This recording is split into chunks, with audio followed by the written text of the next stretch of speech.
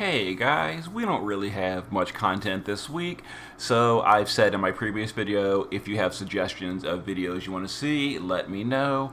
A few of you requested some updated trial guides. I'll be doing that over the course of the week as requested.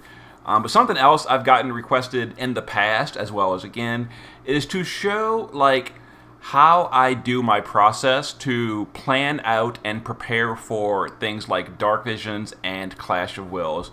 So in this video, I'll try to go over my process from start to finish. It's overall a pretty long and sort of boring process, so I'm going to try to speed through it a little bit, but I'll try to explain and show you the way I prepare for Dark Visions from start to finish in this video. So this is mostly going to be me just talking and showing spreadsheets and that kind of stuff. If that's not really your kind of video, I'll have gameplay videos of trials and stuff later in the week. But people kept asking to see how I prepare for Dark Visions and all, and I figured I would go through and show you guys. So there's two options here. You can either just wait for Dark Visions to go live on global. That way you're not surprised by any global exclusive changes. Which is fine, and I do that sometimes, but usually I like to prepare in advance so I can have videos for you guys ready right away when the event goes live. That usually means doing some guesswork. So the very first thing you're going to want to do is you're going to want to start off with the monthly news bulletin. Now this is available in game on the first of every month. But another way is to go to the Brave XPS Discord, the news channel, and you can just scroll to the first of the month for that monthly bulletin. So December 1st, here it is. So the December monthly bulletin that came out on December 1st, we'll go ahead and open this up. This gave us a preview of what the Dark Visions and Clash of Wills for the month of December was going to be. Now, the December Dark Visions is already over. That was with Dark Tetra. But I'll go through the process of how I prepared for it before it even came out. So the first thing is we got the information of the final three bosses. Dragon, weak to wind. Bird, weak to light. And then a fairy, weak to nothing. And then we have the news for the Clash of Wills, which at the current time of this video is still not available. So we do have a little bit of information, but we're going to focus for the most part on Dark Visions for this video. So this was the Dark Visions preview for global. Now we knew that based on the JP server, what the Dark Visions was we were expecting. So a really good tool for that is Togio's post. He keeps it updated. It's like a compendium of all the Dark Visions on global and JP. So this was the previous Dark Visions. We had Dark Odin on global. We had the Vision World with Belladonna. So we knew, based on the JP order, the next one should have been Dark Kokuryu, Dark Siren, and Dark Phoenix. Kokuryu was a dragon. Phoenix was a bird. So we can kind of see here, almost certainly we were going to get that Dark Visions, but then it was pretty obvious that global was going to change the final boss from Dark Phoenix, which was a dragon bird, weak to ice, and they changed it to a fairy, weak to nothing. So based on this, we could kind of get an idea of what was going on, and then from the AI preview right here, keep your ice, light, and dark resist rays, we kind of knew they were just going to be doing a model swap, but keeping the fight exactly the same as JP. So we can go to the JP thread, and again, big thumbs up to Togio for doing these posts. Nasta as well, but Togio for doing the AI. So this was the JP thread, and the JP Dark Phoenix. We see that the Dark Phoenix did ice, light, and dark damage. So, we can almost certainly assume in advance that because it was a dragon, a bird, and then a boss that does ice, light, and dark, they were basically going to just copy-paste this Dark Visions from JP. And they did. They just swapped the race and the element on some of these bosses. So, we knew that this was going to be the final boss's AI, And thanks to the JP server and Tojo and other players, well, like myself, that post, like here's the JP thread from 6 months ago. You can see that I posted clear videos from the JP server, so we could see, like, a Siren, a Kokuryu fight, and then a fight against Phoenix. Although it was swapped to Tetra for global, it was still the same exact fight. They just swapped the element and the race, so we can know what was going on based on that. So we knew the final boss was going to be something you needed things like Nethicite for, or resistance. You could use tanks as well. I don't want to do that though, because that lowers your damage. And we knew, based on the JP server with the AI that was already available, that we kind of had to win by turn 4. Now, there was an option to go for like a 16 turn clear using re-raise, like, gimmick strategies. Very effective, and it did lead to higher damage, but it was a 16 turn clear. It was a big headache to do. I didn't personally deal with it because I just didn't really have the drive to really try hard on a garbage Dark Visions that had no updated rewards. I didn't really want to try hard, so I didn't. I just did the turn 4 clear. But yeah, people did have videos for the 16 turn clear. I just didn't want to fool with that. Anyway, so we knew that for the regular clear, you needed to win in 4 turns or less. And we knew that, like I said, they took away the ice weakness that JP had, so we could use any element you want. So knowing all that, with the same AI, with the race information, it's a fairy, no weakness. From that point, you want to kind of go and decide on a team for the final boss. Now, for that, you kind of either need to just be really current and just know by heart the current meta of global, who's the best units, who's not. Most players don't have all of that just memorized absolutely, so you kind of want to use something like a damage spreadsheet. Now, this is where it gets a little bit unfortunate, because one of the most popular damage spreadsheets for Dark Visions was like Wada's spreadsheet. Unfortunately, it is no longer being updated. It is like a retired spreadsheet. It hasn't been updated in like more than a month, so it's kind of out of date. Another popular spreadsheet is like the Wiki rating spreadsheet, which is good for what it does, but the only problem is that one is aimed more at like newer players or casual players, however you want to label it. It's not really designed around high-end ranking for things like Dark Visions, so it's not really as good for that. So because there's really no currently updated Dark Vision spreadsheets, if you want something done, you got to do it yourself. So I made my own spreadsheet. So based on that, I made my own spreadsheet, and I have like a list of the current meta of global with like, the current top units. So based on this, you want to look through here and kind of pick a team for the final boss. So again, we know that any element is fine. So that's okay. It's not locked to an element, so you don't have to worry about element locks. So we're going to go ahead and real quick, we're going to just duplicate this sheet, and we're going to start planning for the final boss. Let's go ahead and rename this to DV Plan. So based on this, so we're going to go ahead and, this is my process. So I would go through, and for now, I would then start kicking off people that I know are not going to come to the team. Well, I don't own Angela. I don't own Auron. They're gone. Let's see. I don't own Shinju. She's gone. I don't own Cyan. I don't own Dragon Lord. I don't own Alina or Zoma. And then from here, like, the damage starts getting just not really worth it. So we're going to kick all of them off the party. So this is like what we're left with. Some of the top viable units for global. Now my spreadsheet, by default, shows units at their absolute maximum potential against their favored race. So like Tifa, you'll notice up here is at like 40 trillion burst. That's with the double hand build against humans, where she's got max killers, etc. Obviously for Tetra, that's not going to be the case. So we're going to go over here and we're going to just delete. We're going to delete this. We're going to delete the killer setup. And all that. So, and we're going to delete the amplify setup.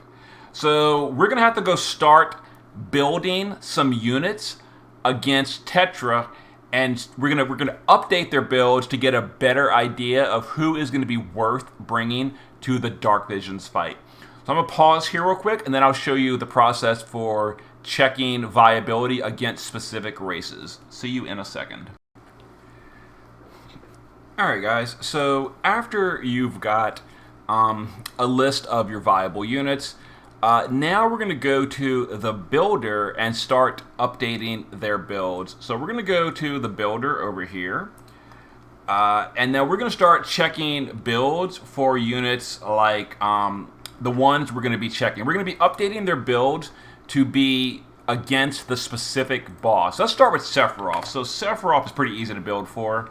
Mine's EX3. We're going to go with his 300 attack buff, his 250 LB buff. We're building against a spirit. We want to turn on all of this because we can check stuff we own. Make sure it's only your owned equipment. Turn on use all. Now in perils and all, this is all. If you're letting the builder choose your weapon, you can fill all this information out. I'm going to be, I know Sephiroth is always going to pin his own personal katana. So that makes this not super important to fill out. We're going to build Sephiroth for LB damage. We're going to turn on max chain cap. He always wears his STMR. We're going to stick the chain cap helm on him. He's going to always use the card unless you're building for a beast, then he might steal Tifa's card. But now we're going to go ahead and let this build and fill the rest of the slots in and get an idea of a build for Sephiroth. So give it a moment, it'll finish building. There we go. So it's built a build for Sephiroth. Now let's go ahead and update the spreadsheet. So in this build, he's got, well, we actually know that we're not going to be using Leviathan on him because Nicole has to use Leviathan. So we're going to go ahead and stick Leviathan on Nicole so the builder doesn't do that. And then we're going to rebuild Sephiroth without Leviathan. Oh, let me turn my attack buff back on.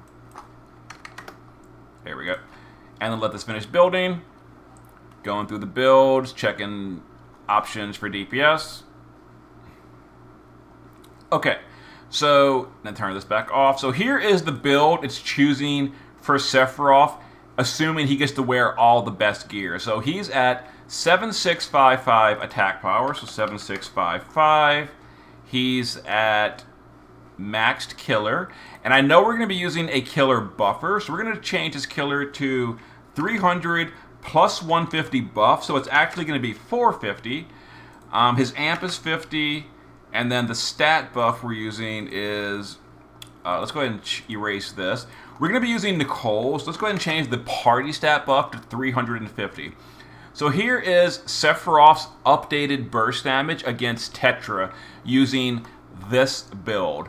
So we're going to go through and build for all the units and update their builds so we can see who is worth bringing. And we're going to pick the top 3 or 4 units to build on the party. Now, I've already done this, and this ended up being my top 3 DPS against spirits. Now, you can see the build has changed from what we calculated. That's because we need to share the gear for the whole party after you get to a final build. So I'll show you what my final build ended up being. It was, let's go ahead and load this party. This is my Dark Visions number 18 Tetra party. Okay, so this ended up my final build. So because like Carton stole the Clash of Wills helm, other units stole the good Espers. So Sephiroth's build ended up changing without an attack buff. He ended up having 7268 attack power, so right there. He is still using a 125 attack power card, 1.3 variance weapon. He's mixing elements, so his amplify is only 47.5. He's still got 450 killer, 250 LB buff, and this was his updated build. And then Tifa, same thing. Now Tifa is using a dual wield build. Now in my base Dark Vision sheet, you know, like I said, this shows units at their absolute max possible potential, which for Tifa means a double hand build versus humans with max killer, etc. Obviously for Tetra, Tifa can't really build double hand and spirit killer, so she had to go dual wield.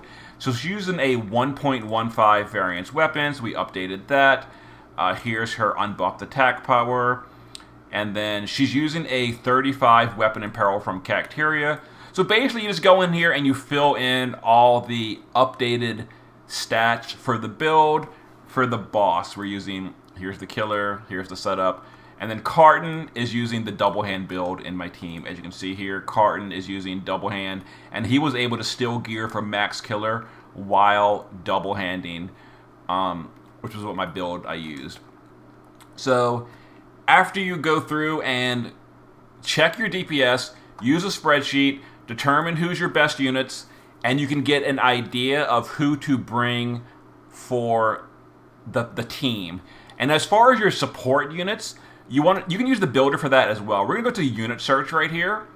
And for example, we know we wanted a killer. We're not using Zon, so we needed an AoE killer. So spirit killer, we don't want self only. We don't want passives. Turn that off. We wanted 150 or better. So the 150 or better AoE spirit killers are Bulwark, Fina, and then EX3 Riku. I'm going to turn on the filter for only units I own, meaning Riku gets kicked off the list because I don't own her. And again, this is by syncing your account. Just for those that don't know, to sync your account, you would go over here and import your inventory. And here's a link with instructions how to sync your account. That's really outside the scope of this guide. We're not really going to go over that. But you need your account synced for all these little tricks to work. Anyway, so the only really options for a good spirit killer is Bulwark or Fina, and Fina adds light element, which I didn't really want, so I chose Bulwark. There we go. Now, as far as a breaker, we wanted a good breaker of like 88 or better. So the options for an 88 or better defense break are Laura. Laura's really good, but she needs a very specialized team to use because she needs to fill her LB gauge very quickly. So I didn't take Laura. I didn't Crown Lock. I don't own Hawkeye. Venera doesn't really add anything to the party at all except for a break, so I didn't take her. Cacteria brings a good Water Imperil and a good Fist Imperil. That's why I chose Cacteria for my final... Oh, yeah. That's why I chose Cacteria for my final party. So basically, use the builder, use a spreadsheet, decide on a team you want to use for your Dark Vision. So you kind of want the basics are you need a breaker, you want a good killer buffer, and then like a good stat buffer or amplify buffer, etc. So we took Bulwark for the killer, Cacteria for the breaks, and Nicole was mostly for the Water Imperil field, which was a really big deal. And then with the remaining slots, all our best DPS units. So that was the party we ended up going with updated build. You can see the damage is relatively similar, assuming maximum, obviously variance is a thing, etc. And that was pretty close to what my final damage sheet looked like on the kill. Tifa did the most, Sephiroth did the second most, and then Carton did close to, but not exactly the same as the rest of these units. So after you decide on your team, then you need to decide on your turns or your actions per turn. So for that, we would go to Dark Visions, and I've got my little spreadsheet over here, which I've got a little spreadsheet right here that I keep for Dark Visions. And here we go. So I've already got my team filled in here. And then you want to fill in the boss's AI so you can adjust your team. So we do know that we can't really go past turn 4, so these turns are off limits. We got to win by turn 4. Now there was a strategy to go for like 16 turn clear. But I think I mentioned earlier, I decided to not go for that strategy because this Dark Visions had shitty rewards and it was just a headache, and a 16 turn clear is big pain in the ass. I didn't want to deal with it, so I didn't. I did a turn 4 clear. It was good enough. It got me top 500. That's all I really cared about. Anyway, so we would go back over here to the AI of the boss, and the JP page has the boss's AI. So we would banish every single turn. So banish every single turn. Freeze on even turns. Turn 2, 4, etc. is freeze. Ultima's every third turn. The boss buffs every fourth turn, and then every fifth turn he does Frozen Wave, but we never actually went to turn 5, so that's not really relevant. But yeah, so here's the boss's AI. And from here, we go through and just plan out the party. Like Sephiroth, is always going to limit on the kill turn. So is Tifa. They're also going to limit to stack up early in the fight. Carton is going to frenzy. Basically just go through here and fill out your turn chart and then use that and then adjust it with the boss's AI. Like, for example, we do know on turn 3, we must have a double Nethicite. Sephiroth only really has to do his limit and his Magnus, so he has a free turn somewhere in here. So does Tifa. So turn 3 could have been, Nethicite and Nethicite, which means they have to use their Magnus on this free turn. Magnus plus Imperil. There you go. So this handles this. This leaves us with needing something for Banish on turns 1 and 2. Etc. So basically just use a spreadsheet to plan out your turns based on the boss's AI, based on what you need as well. You can also use this to figure out your chain count score. So like, for example, on the kill turn, we know Sephiroth does a single hit LB, Tifa does a 12 hit LB, Carton chains Bolting Strike ×3. We need someone to chain with Carton. So we can just use Cacteria. We know she has Bolting Strike ×3. That'll be the kill turn. So that leaves us with 66 hits during the kill turn and 2 units that are kind of free. So as long as we can get 34 hits or better, that would give us the chain count on the kill turn. I ended up using Nicole to Bolting Strike ×3, and so did Bulwark. So that was, another 54 hits. And as you can see here, that gave us the chain count mission on the kill turn. Now, some teams are going to use more finishers, and you won't have as many chainers. If that's the case, you would need to do the chain score on a different turn. Tetra was a little tricky because it was a 4 turns or less, so actions were very tight. This ended up being my final clear. As you can see here, we did the chain count on the kill turn, so that means we didn't got to worry about it on the rest of the turns. I ended up Nethiciting with these units on turn 3, turn 1 Nethicite, and then for turn 2, I ended up using Sephiroth to reflect the Banish, and then Tifa provoked the freeze with immunity on turn 2. And this was my final clear. So that's basically how you would do planning for your team. And the last thing would be the chaining and figuring it out. And this chaining was really easy because we had a lot of Bolting Strike chainers. That's not always going to be the case. So another really good tool is ffbechain.com, and right here is a chaining tool. So we used, for example, Sephiroth did his LB, You Will Know Pain. Tifa did her LB, Avalanche Tifa, which is Zangan combo. And then we did a bunch of Bolting Strike units. You can fill in each unit individually.